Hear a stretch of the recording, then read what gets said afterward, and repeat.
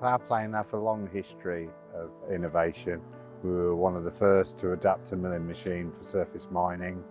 We were the first to put diamond cutters in on fine milling for retexturing, and this is a further progression of that. What we're able to do is put a grinding, grooving drum into a standard milling machine just for this operation. It's never been done before. We can have different configurations of drum for different applications. So we could go onto airfields for standard grooving, or we can do a new generation grinding grooving, which is used to reduce the sound level on existing concrete carriageways. We're here today at Newark Showground to make sure that we can do a trial off-road, off-carriageway.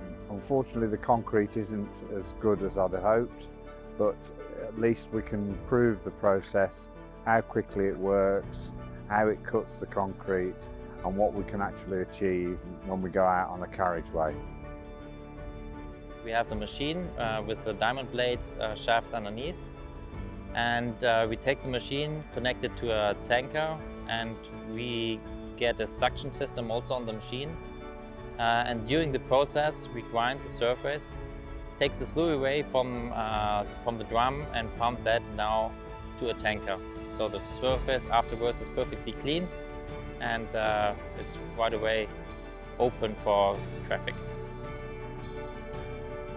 Basically, this process is for retexturing and finishing off a sound concrete carriageway.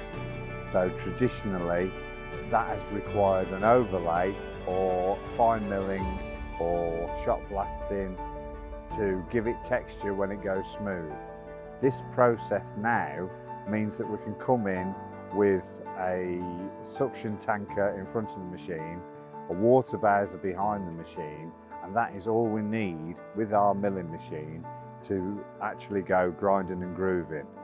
The application for this machine is to make loud motorways a little bit quieter, also for a good skid resistance, and also for water drainage.